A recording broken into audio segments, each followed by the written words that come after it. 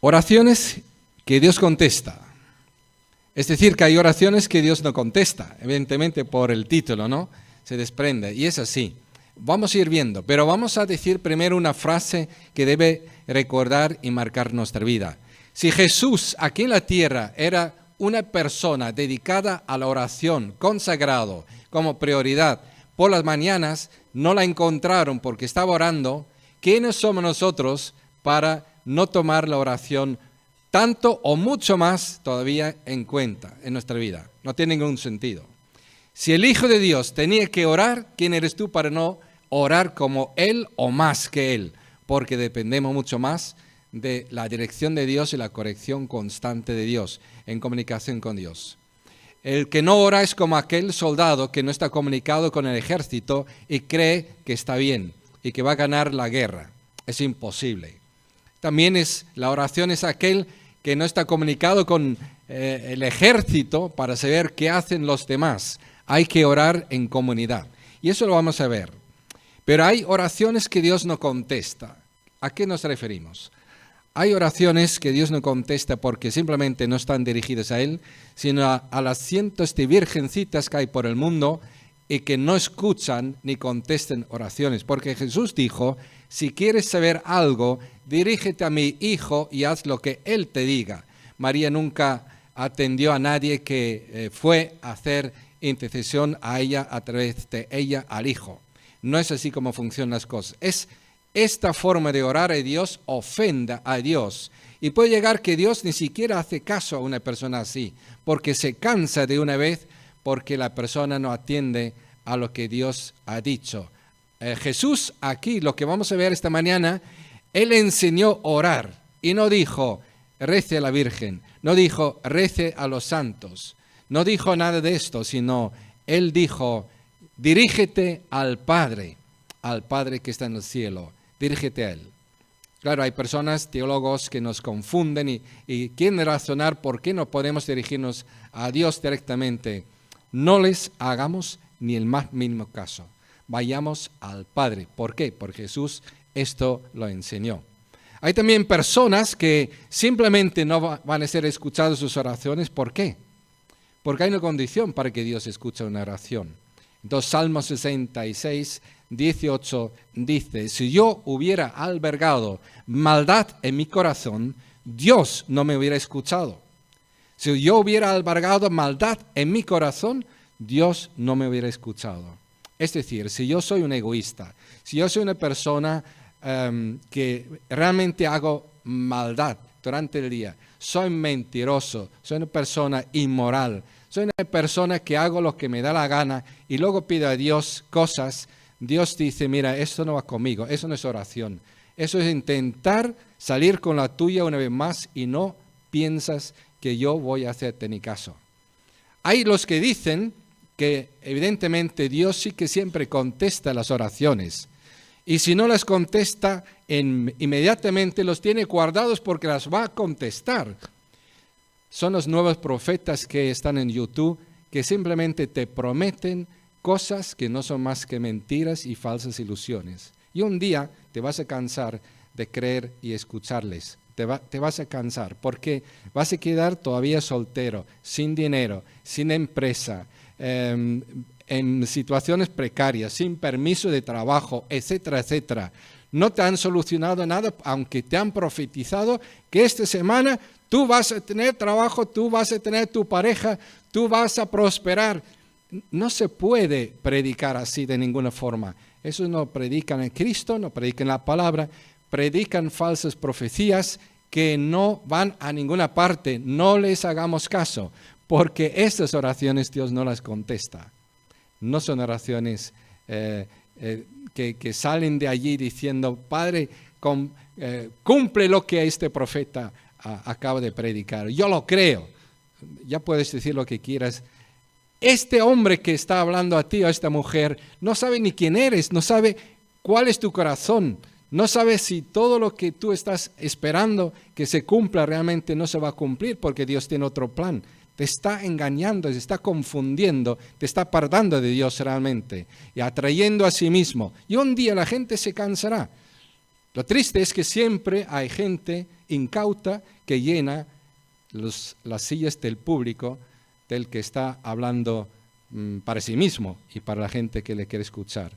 Pero debemos buscar a Dios, lo que nos dice. Y hoy vamos a escuchar lo que Jesús dice, cuáles son las oraciones que Dios contesta. Espero que me acompañes y que intentes estar atento, porque Jesús quiere que comprendas la oración. Quiere decir y adelantar, nunca, jamás podrás arrepentirte a haber dedicado tiempo a la oración, porque si no tienes que orar, vale, pero si Dios espera que clames a Él, que hables con Él, y Él tiene tiempo para ti, para escucharte, es el mejor momento de tu vida. Es cuando más puedes conseguir, porque nadie puede conseguir lo que Dios puede conseguir. ¿Te das cuenta? Luego Dios te dice, mira, te doy algunas tareas también para que yo conteste tus oraciones, pero lo que Dios puede hacer como contestación a nuestras oraciones, eso no tiene comparación con lo que todos nosotros juntos podríamos hacer. Dios hace lo que es imposible, hace cosas maravillosas, sorprendentes. Él tiene un poder sin límite y además es un Dios de amor, es un Dios que desea contestar nuestras oraciones. Así que mi mejor tiempo en cada día es mi tiempo con Dios. Espero que sea también así para tu vida también. Vamos a ver las oraciones que Dios contesta. Los discípulos eran observadores. Observaron que Jesús, sus oraciones siempre fueron contestadas por el Padre. Observaron que por la mañana cuando abrieron sus ojos y palparon que estaba aquí Santiago, estaba aquí Juan, estaban todos menos Jesús. Y muchas veces en el Nuevo Testamento los evangelios describen a Jesús retirado en una montaña, apartado, levantándose de madrugada y habiendo trabajado hasta la noche muy tardía. Jesús estaba siempre a solas con el Padre, orando por sus discípulos, orando por el día, orando por lo que estaba por delante, por sí mismo también estaba orando, evidentemente.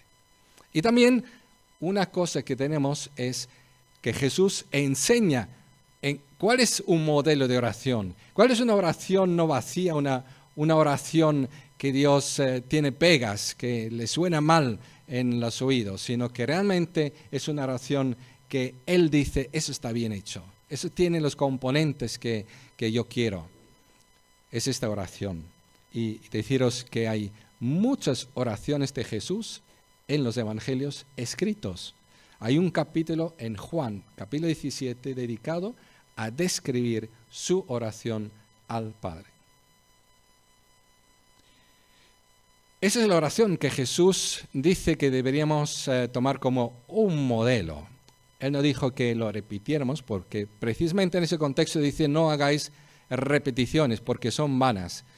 No confiéis por repetir algo que seáis más escuchados por Dios, sino entended a Dios. Y os doy unas pinceladas, qué es lo que tenéis que entender para hablar con Dios de una forma digna de Él, adecuada, que le gusta, que realmente vais a ser contestados. Y así va. Mateo 6, 9 a 13. Padre nuestro que estás en el cielo, santificado sea tu nombre. Venga tu reino, hágase tu voluntad en la tierra como en el cielo. Danos hoy nuestro pan cotidiano. Perdónanos nuestras deudas, como también nosotros hemos perdonado a nuestros deudores. Y no nos dejes caer en tentación, sino líbranos del maligno, porque tuyo es el reino y el poder y la gloria para siempre. Amén. Vamos a ver por qué esta oración sí que tiene promesa, si no es una vana repetición, si no es de corazón malvado, si no es una oración sin pensar, si es una oración de corazón, ¿por qué tiene la promesa de ser contestada? Y cualquiera que sea, si es parecida a esa. Padre, Jesús dice a los discípulos, hay un cambio radical. Los profetas no se dirigieron nunca a Dios como Padre en ese sentido, sino como Adonai, Señor. Pero a través de mí, y Jesús todavía no podía explicar cómo y por qué, pero a través de su sacrificio tenemos acceso a Dios como Padre. Y no solamente esto, sino el Evangelio de Juan, ¿os acordáis? Empieza diciendo, Jesús vino a lo suyo, Dios se hizo hombre, vino a lo suyo, y los suyos no lo recibieron, pero los que le recibieron, les dio potestad de ser, ¿qué? Hijos de Dios. No todo el mundo es hijo de Dios, pero discípulos míos, dirigíos a Dios, no como los profetas, sino como yo os enseño, a Dios como Padre, porque Dios se ha hecho Padre vuestro. Aquí tenemos que hacer otro paréntesis desagradable para millones de personas y decirles y recordarles, ¿quién eres tú para llamar a Dios Padre si no eres su hijo? Arrepiéntete, conviértete, recibe a Jesucristo. Tú no te puedes hacer hijo de Dios, ni un cura te puede hacer hijo de Dios, ni un rito te puede hacer hijo de Dios, ni por ser buena persona eres hijo de Dios. No eres hijo de Dios. Tienes que pedir a Dios la misericordia, el milagro de hacerte hijo de Dios. Por la fe, entonces recibes el perdón de tus pecados. Judicialmente Dios ya no será tu juez, sino será tu Padre. El Espíritu Santo te va a engendrar una nueva vida en ti y serás realmente hijo de Dios y podrás llamar a Dios Padre. Paréntesis cerrado, seguimos. Padre, pero fijaos lo que dice, Padre nuestro.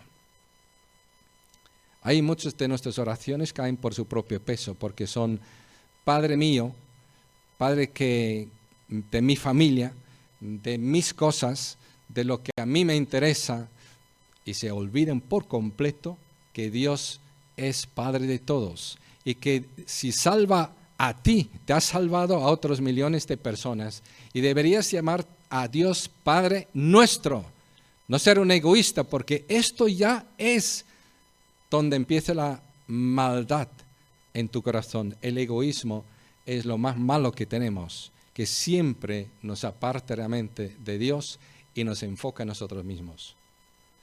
Así que cuando eran ignorantes creían que era el sol que giraba alrededor de la tierra.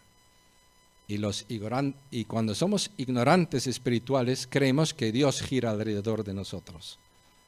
Es solo que es mayor ignorancia todavía, ¿verdad? No es así.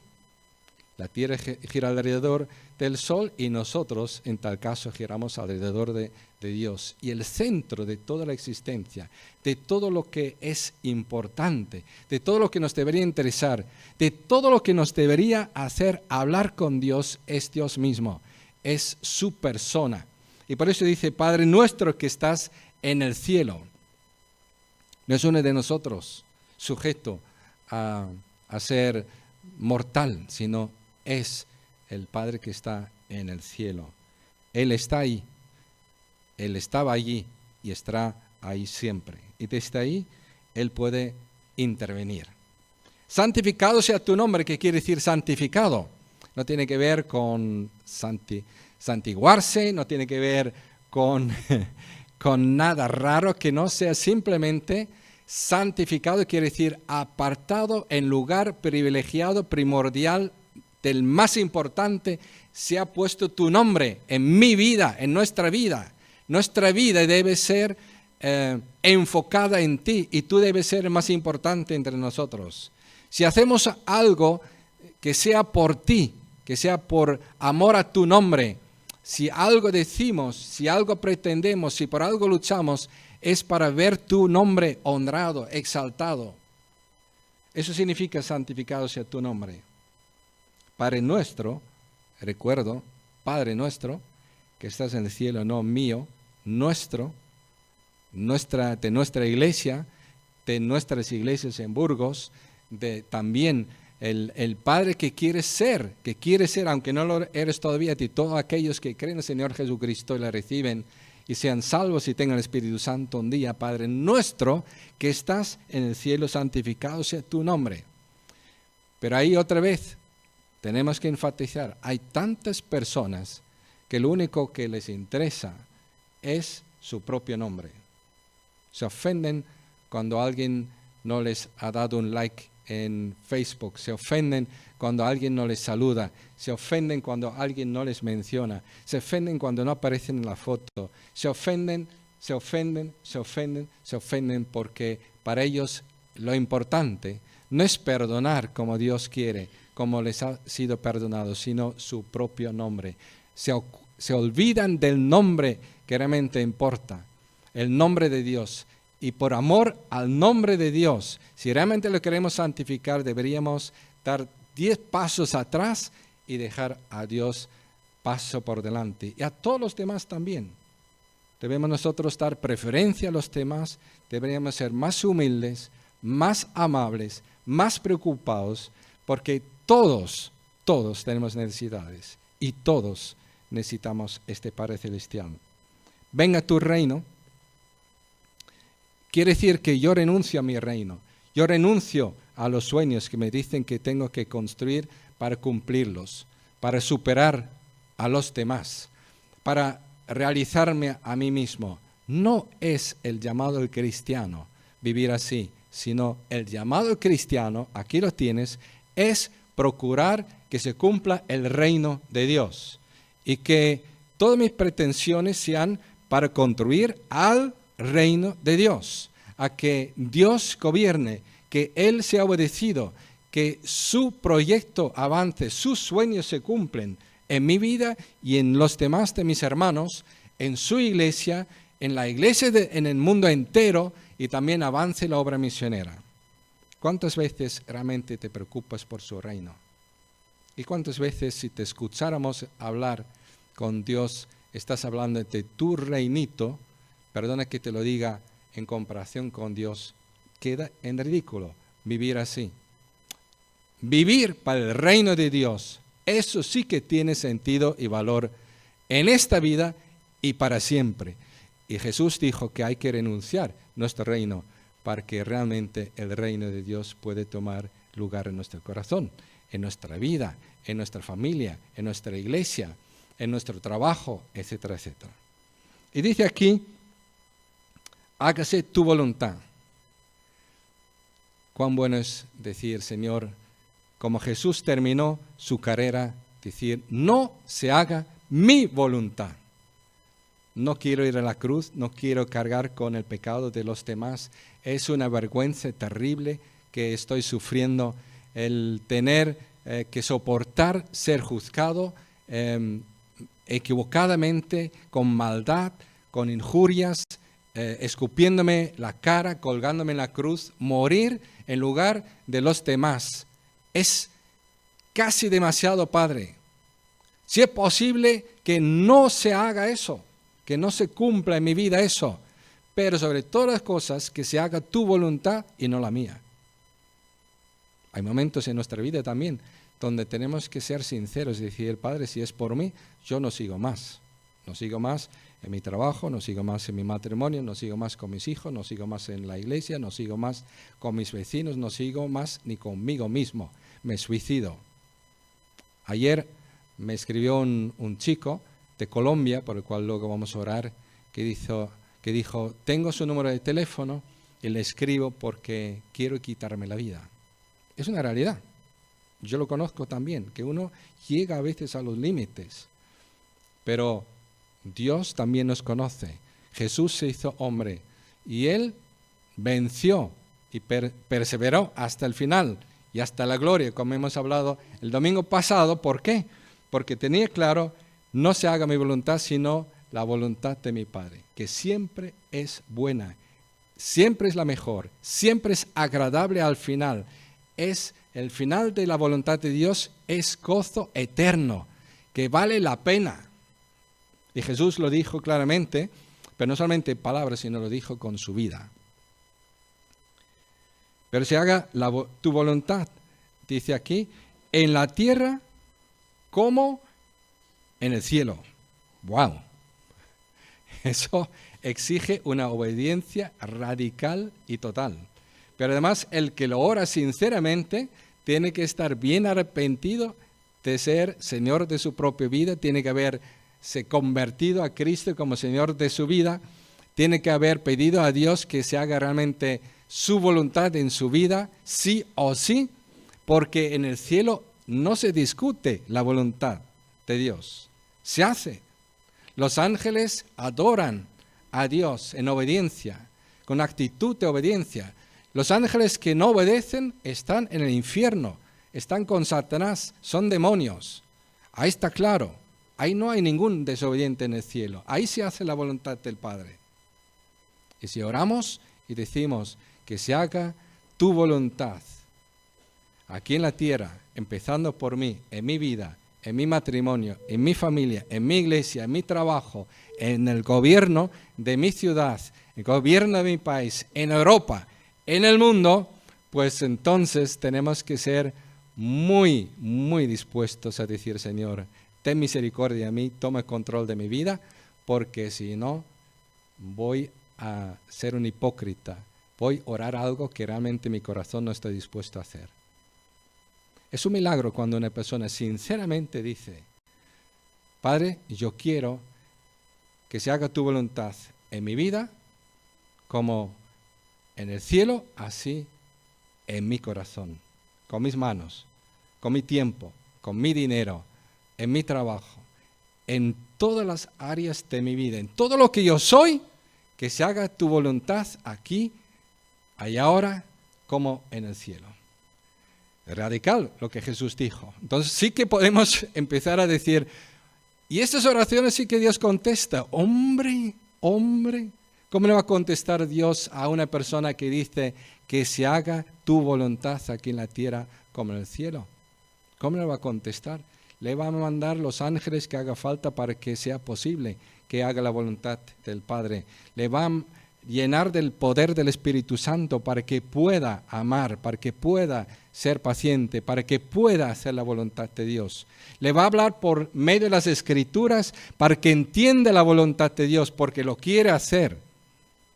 No se va a dormir los domingos cuando se predica la palabra de Dios, no se va a dormir, es imposible, porque está interesado en captar todas las palabras, todo lo que podría indicar algo de lo que es la voluntad de Dios.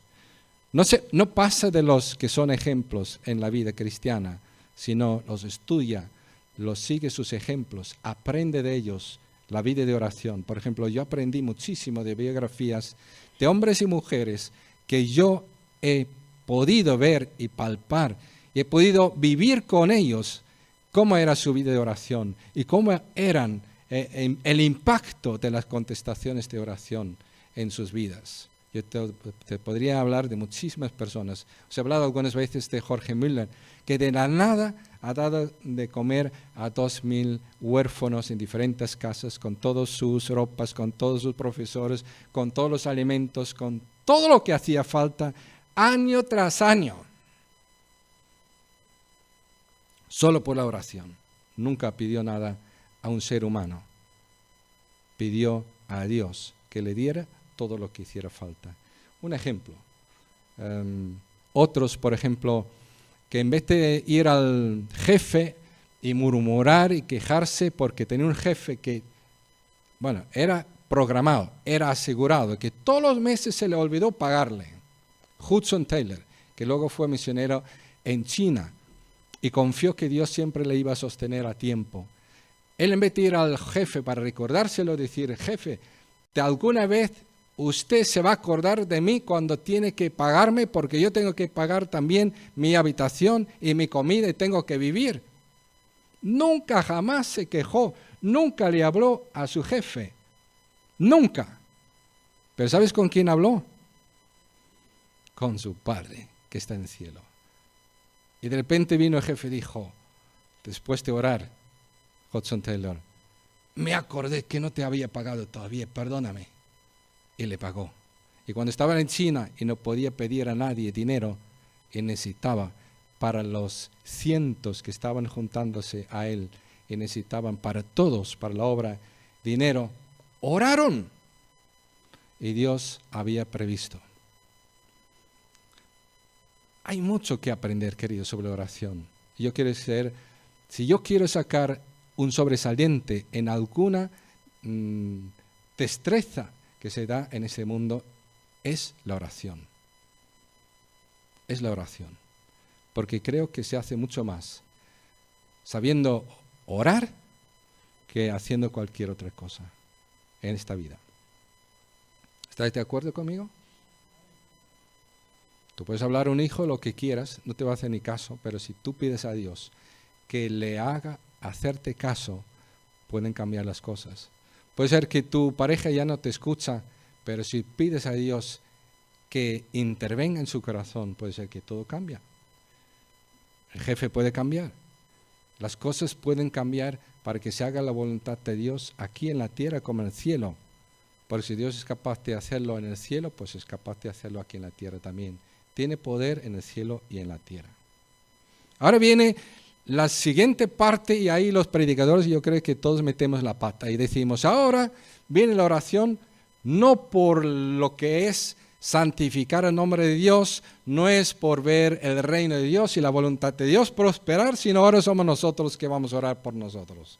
Y estamos completamente equivocados. ¿Sabes por qué? Porque si comemos o bebemos, que lo hagamos para la gloria de Dios. ¿Y sabes por qué un cristiano serio, realmente serio, que realmente conoce a Dios y conoce al Padre y sabe por qué hay que pedir por la comida cotidiana? ¿Sabes cómo está orando? ¿Cuál es su motivación? La que viene orando, santificado sea tu nombre, y dice a su padre, tú sabes, Padre, a mí me falta pan ahora mismo, estamos aquí a las 10 de la mañana y no tengo pan para mí y para mi familia, que soy responsable. Vas a quedar mal. Santifica tu nombre, por favor. Interven, dame pan para este día. Es lo que hizo Jorge Müller, por ejemplo. Él no dijo, voy a quedar yo mal, el padre de los huérfanos. No, ha dicho, Dios, Padre, tú eres el padre de los huérfanos, lo dices en las Escrituras. No tienen pan los huérfanos, los 2000, dales pan.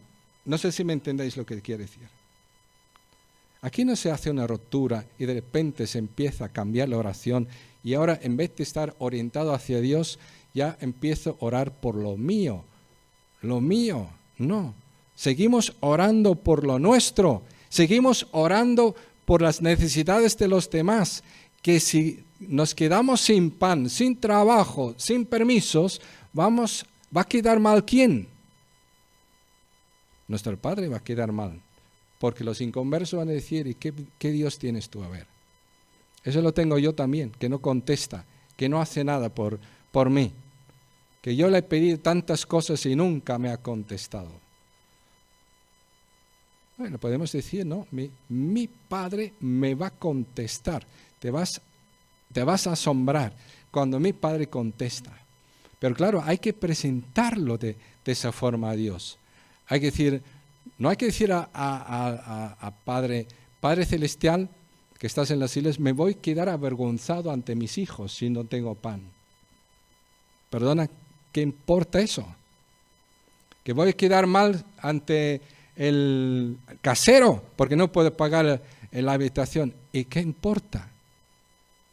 Lo que realmente importa en nuestra vida es que Dios quede mal, nuestro Padre Celestial.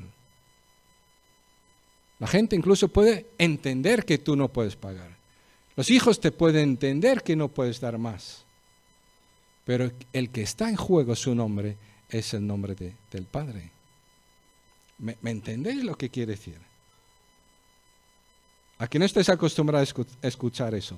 Pero yo pienso así, queridos. Y así oro. Cuando yo tengo un problema gordo que yo no puedo resolver, porque si lo puedo resolver no voy a orar. ¿Te das cuenta? Lo voy a resolver yo. Pero si tengo 2 manos y tengo 2 pies y tengo una cabeza y tengo recursos y me pongo a trabajar y hago lo que tenga que hacer. Pero donde yo tengo que pedir a Dios que Él intervenga y haga lo que es imposible para mí y para los demás, yo digo, Padre Celestial, tienes un gran apuro. Tienes un problema. No tenemos lo que necesitamos. Y entonces Dios dice, tú lo entiendes así el problema, como que va conmigo, entonces sí que te voy a contestar. Si hubieras dicho que va contigo, te hubieras dicho, pues resuélvelo tú. Es tu problema, estás diciendo, ¿no? Va con tu nombre, no con el mío. Va con tus intereses, no con mis intereses. Tú vas a quedar mal, no yo. pues aguanta, como los demás. Pero si involucramos a nuestro Padre Celestial sinceramente, porque realmente le amamos, porque realmente entendemos cuál es su papel, que nosotros no somos Dios, nosotros no podemos ni sostener nuestra vida, nosotros no podemos decidir lo que va a ser mañana, si vamos a vivir o no vivir, nosotros no podemos hacer lo que es imposible. Dios sí que lo puede hacer, y si lo entendemos, que nuestra vida, nuestra reputación es la reputación de nuestro Padre Celestial, nuestro Padre va a intervenir. O dicho de otra forma, mira, te lo voy a decir muy sencillamente. Llevo 67 años por ahí. Y no podría decir de ni una sola cosa que pedí a Dios que tenía que ver con su honra que no hubiera solucionado. Lo más sorprendente. Luego, si hay tiempo, os voy a poner algunos ejemplos de los cuales yo mismo me admiro. Pero cuando dice aquí, danos hoy nuestro pan cotidiano, también tenemos que fijarnos, no está pidiendo un Mercedes que no necesitas, está pidiendo pan cotidiano para lo que necesitas, porque para desplazarte tienes tren, tienes avión, tienes que es mucho más barato que un Mercedes, tienes taxi incluso, que es más barato todavía que comprarte un coche, hacer una inversión.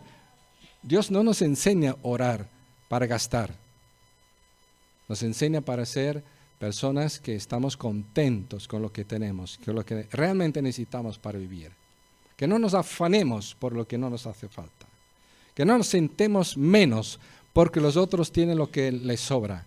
Nuestra oración es la del Proverbios 30.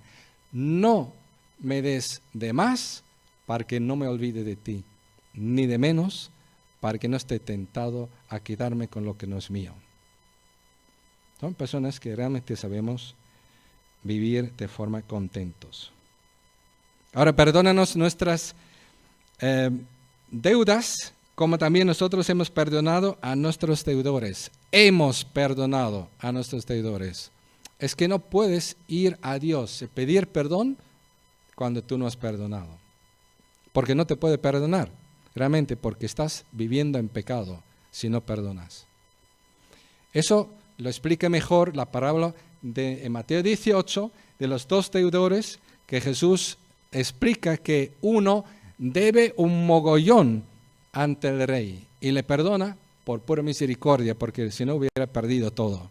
Y cuando le perdona, encuentra a alguien que le debe muchísimo menos y le agarra, y el otro pide disculpas, pide misericordia, pide que le espere. Bueno, ni le espera, ni le perdona, le mete en la cárcel, y Jesús dice, pues el que actúa así, Dios se va a encargar de meter en la cárcel y va a sacar al otro, porque así nos funcionan las cosas. Si hay que perdonar, siempre hay que perdonar, queridos. ¿Por qué? Porque Dios nos perdonó todo, pasado, presente y futuro. Judicialmente, Dios nos perdonó todos nuestros pecados. Y por eso podemos decir que tenemos vida eterna, somos salvos, tenemos una relación eterna con Dios, porque no hay pecado que nos condene o nos separe de Dios. Ahora tenemos que aprender a vivir con nuestro Padre en armonía y confesar nuestros pecados. Y si no hemos perdonado, no vale la pena pedir perdón, porque Dios no nos va a perdonar, porque no perdonamos, en el sentido paternal. Dios nos va a disciplinar mientras que no perdonamos. Dios nos va a hacer perder el sueño, adelgazar, tener que tomar pastillas, ir al psicólogo si hace falta o lo que sea. Pero Dios va a apretar, apretar, apretar hasta que soltemos la otra persona. Nos va a apretar a nosotros. Hay que perdonar siempre, dijo Jesús. Y no nos dejes caer en tentación. Queridos, algunos creen que, no sé, la gente está maltratada en nuestra iglesia o algo así. ¿Sabe lo que pasa cuando la gente desaparece? Normalmente, casi al 100% seguro, es porque se apartaron, porque empezaron a enojarse, por ejemplo, y no perdonar, por ejemplo. Pero por bobadas, por tonterías, que simplemente se podría perdonar y se podría ser leal y decir Padre nuestro, y sigue siendo nuestro Padre, nos perdonamos unos a otros, nos soportamos y seguimos andando juntos. Y no lo hacen. Y van de iglesia en iglesia porque, claro, todos los sitios tienen problemas, porque el problema son ellos. Me pasaría lo mismo. Si yo me fuese de esta iglesia porque tengo un problema aquí, pues seguro tendría otro problema en la otra iglesia también. Al final no sabría dónde ir. Y diría, Padre nuestro, y no quisiera saber de nadie. Y terminaría en hipocresía, apartado realmente de la comunión con Dios y de los hermanos. Y muchos caen en fornicación, en robar, en mentir, en realmente convertirse en personas conflictivas, que pelean, que insultan, que acusan falsamente. Claro, una persona que empieza a actuar así, y hablamos aquí contra la maldad, que puede impedir que tus oraciones sean escuchadas, aquí no aguanta 5 minutos escuchándonos hablar. ¿Te das cuenta? Se va. O no vuelve. Pero la persona que realmente busca a Dios se queda también en esta iglesia. A menos se tiene que trasladar, tiene que ir a otro lugar. Por sus hijos también a veces tiene que buscar otra solución. Pero no es porque se le trate mal aquí en esta iglesia. Aquí en esta iglesia no se trata mal la gente. Se le cuida, se ora juntos, se percibe lo que cada uno necesita. Yo no puedo decir, Padre, cuídame a mí, y no orar, Padre, cuídanos a nosotros. Tengo hermanos que no tienen para eso, no puedo decir, Padre, dame a mí. Tengo que pedir, Padre, danos, ayúdanos. Y aquí tenemos testigos que podrían decir que es verdad lo que estoy diciendo. Aquí no hay una persona que no estábamos dispuestos a compartir, a ayudar, dar consejos que nos han ayudado a nosotros, dar corrección que nos ha ayudado a nosotros, ser más humildes y más sabios y más inteligentes también en la vida, etc. Pero hay personas que no saben agradecer nada, simplemente se van. Solamente he dicho esto para que algunos que piensan mal de los demás. Y no nos dejes caer en tentación es una de las oraciones más importantes.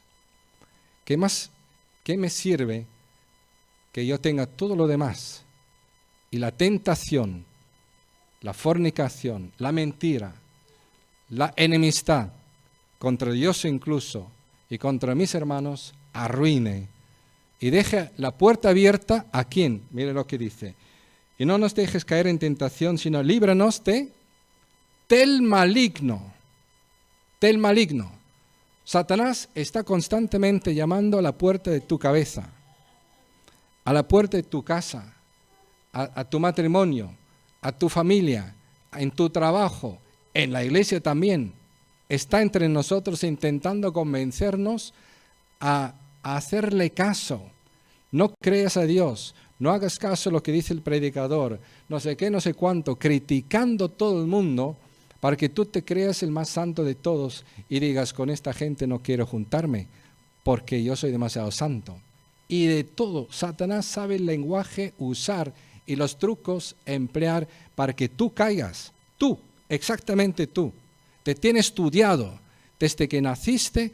No es omnisciente Satanás, no es un mago, no es un sobredotado, pero es un observador y es más viejo que los más viejos. Y sabe más de viejo que de diablo, como se suele decir. Pero sabe. Y cuando yo observo a veces a la gente que cae en las trampas, en las tentaciones de Satanás, incluso advirtiéndoles, amonestándoles, ten cuidado. Yo me quedo admirado y digo, si hay alguien inteligente aparte de Dios en este universo, desde luego es Satanás. Es súper astuto. No podemos temerle lo suficiente. Por eso la oración, y no nos dejes caer en tentación, sino líbranos del maligno, es una oración urgente y constante. No nos dejes caer quiere decir que nosotros nos tiramos a la tentación. Y Dios dice, impídelo, impídelo. el que ora dice al Padre, impídelo, por favor. Antes que se me olvide aquí, ¿por qué Satanás no puede apartarme todavía? Por dos razones.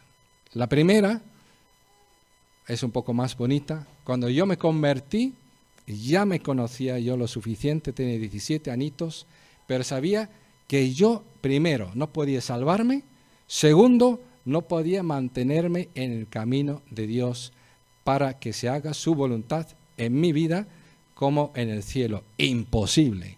Así que pedí no solamente que Dios me salvara, sino también le dije, Dios, el día que se me crucen los cables aquí arriba, y yo empiece a pensar mal, intentar apartarme de ti, el día de mañana no me hagas caso a mí, no me lo permitas, porque hoy que tengo la cabeza bien, te lo estoy pidiendo que me garantices que no me lo permitas. Y Dios eso lo tiene en cuenta, queridos.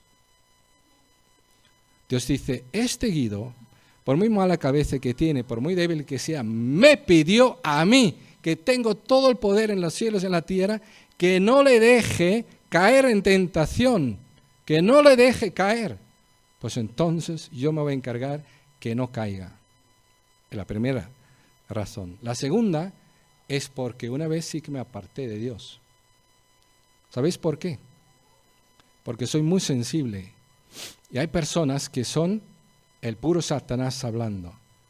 Hay gente que te dice, por muy sincero que pareces y has sido, aparentemente, estoy detectando que eres un hipócrita, que eres tan malo como aquella persona y te citan un monstruo, como si citan a Hitler, que te pareces el sobrino de Hitler o algo así. O sea, son personas que si tú les escuchas y reflexionas, dice, o esto es Dios que te está arrepentiendo y te está diciendo que eres un hipócrita de verdad, porque claro, el hipócrita es tan hipócrita que no puede ser sincero consigo mismo. No podría ser, ¿verdad? Pero hablan que solamente puede Satanás ser el que habla así. Por boca de gente como Jesús, por ejemplo, uno de sus discípulos, Judas, era Satanás en él hablando y actuando, destruyendo su vida hasta donde podía. Pues a mí pasó como un año o un año y después de convertirme, que alguien me habló en esos términos, no, dos personas me hablaron en esos términos, uno más fuerte que el otro. Por eso dije, ¿será verdad que soy un hipócrita? Que todo lo que yo vivo en el poder de Dios, todo lo que yo hago por Dios, todo lo que yo soy sincero y lucho y doy mi vida y doy, doy la caña en mi propia vida, digamos, en mi casa. Mi madre había sufrido un derrame cerebral. Estoy atendiendo a mi familia para que mi padre pueda trabajar y podamos seguir adelante. Yo estoy haciendo las cosas de casa. Luego voy al trabajo. Luego voy a ser el líder de los scouts. Luego voy a predicar. Luego voy al discipulado. Y luego voy a también tener mi grupo de evangelización. Y todo eso es hipocresía. Todo eso es fingido. ¿Y sabes lo que pasó? Me lo creí. Es como aquel que va volando de maravilla y le dicen apaga el motor porque no sirve para nada, no tienes gasoil. No. Habían caído las alas, no te has dado cuenta, el motor está apagado. No sigas, apaga el motor, por lo menos si tienes que caer, pues caes y punto, ¿no? Y tú lo crees, apaga el motor y evidentemente vas para abajo. Es lo que me pasó a mí. Y por eso me aparté. Ahora tengo la ventaja de que tengo un Dios que vela por mí y que me hizo volver. Y tengo la ventaja de que a Satanás ya le conozco. Hace poco alguien me habló en los mismos términos, pero de una forma sin saber, sin tener ni idea. O sea que sin hacer ningún estudio de nada de lo que estaba diciendo, solamente por destruir. Y te digo, te va a pasar a ti también. Siempre Satanás sabe cómo tiene que hablar cada uno de nosotros y cómo tiene que intentarnos hacer caer en la tentación. En la tentación de dudar, por ejemplo, era mi caso. La tentación de la inmoralidad, de robar un poco, pero es robar. Mentir un poco, pero es mentir, etcétera, etcétera. Apartarse de la iglesia, enfadarse, no perdonar.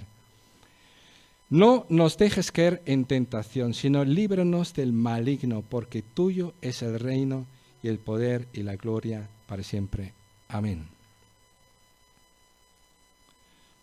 Tengo muchos ejemplos para daros cómo Dios contesta las oraciones.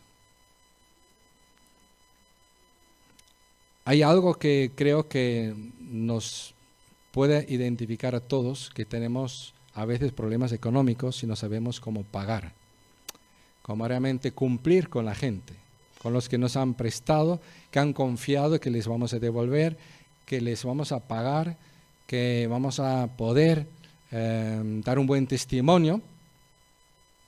Y aunque no te vas a poder identificar directamente, pero te puedes identificar con el tema, porque lo que a mí me pasó fue en un viaje a Rumanía, y fuimos de vuelta por Albania. Cuando yo llegué allí, habíamos sufrido varias cosas, y entre otras, se había perdido cosas por robo, y en todo ese jaleo, a mí, que había hecho una promesa a mi compañero que se iba a quedar en Albania para aprender a servir al Señor y colaborar allí, le había prometido X dólares para que pueda vivir ahí en Albania, y me faltaba de lo que me había comprometido a dar $5. Conozco mucha gente que diría, bueno, ¿qué bobada es esta? Si, primero, se lo has regalado.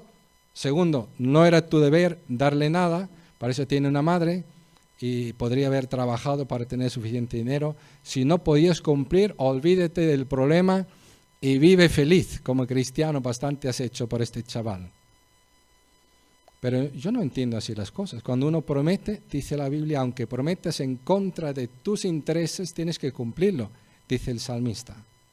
Cuando tú prometes algo, tienes que cumplirlo. No puedes deber nada a nadie, dice la Escritura, menos el amor. Y tú no quisieras quedar allí, si te han prometido X dinero y te falta $5 para darte, no quisieras ser tú aquel que lo sufra, que le faltan $5. Y si un día eso va a hacer que tú tengas o no tengas lo que necesitas para vivir o para volver a España, de Albania. Tengo que decir, para los que no lo saben, pero era más o menos en 1995, que Albania era uno de los países más pobres del mundo entero, porque había sufrido unas dictaduras como la de Corea del Norte, no tenía bancos, no tenía forma de sacar de ningún cajero nada de dinero, o sea que te lo daban o no lo ibas a ver. Yo tenía otro principio, que yo no iba a pedir dinero a nadie, era como Jorge Müller, muy estricto. No iba a pedir los $5 a nadie. Así que tenía solamente una opción, era pedir a Dios que me lo dé. Estamos hablando del país más pobre en aquel entonces. Estamos hablando del país que tú no puedes ir al cajero para sacarlo, no tienes bancos, no vas a pedirlo a nadie, ¿y dónde lo vas a sacar? Y dije a Dios, y aplico lo que estoy diciendo, he dicho a Dios, Dios, tú tienes un problema. A mí me dices que no debo nada a nadie, y yo estoy debiendo algo a alguien sin que sea mi culpa, sin haberlo realmente previsto. Ha hecho todo lo posible para poder cumplir con mi promesa, pero está en esa situación.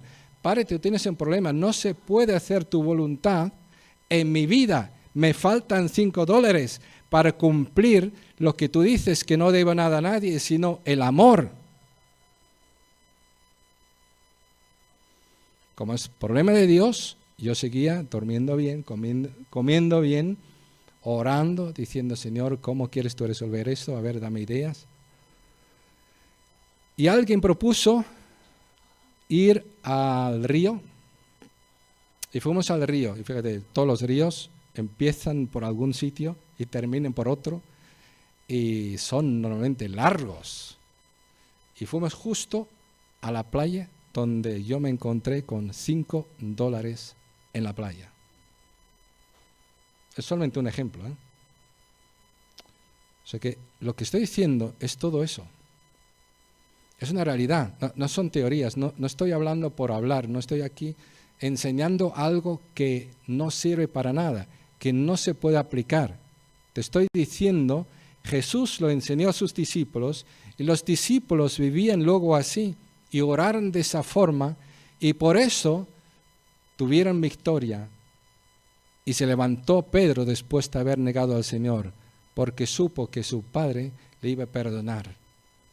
Y que Satanás es el único que no debe ser el ganador en nuestras luchas. Que así sea, queridos.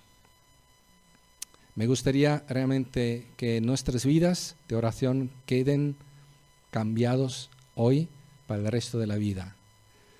Que no nos atrevamos a levantarnos por la mañana pensando en tantas cosas que hay que hacer o encender la televisión.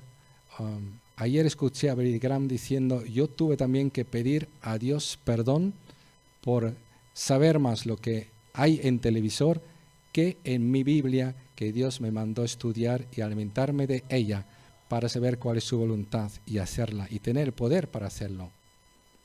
Queridos, esto fue hace muchísimos años que Billy Graham dijo eso. Hoy tenemos el televisor, tenemos el tablet, tenemos el móvil, tenemos el WhatsApp, tenemos el TikTok, tenemos el Instagram, tenemos a la gente alrededor de nosotros que nos dice, ¿has visto lo que han dicho en Instagram? ¿Has visto lo que salió en el televisor? ¿Has visto lo que salió en el concurso? ¿Tú has visto lo que sale en esta serie? No te la puedes perder porque si no te pierdes algo en la vida. Queridos, que no nos perdamos el tiempo de oración. Que no perdamos el tiempo con nuestro Padre que está en los cielos.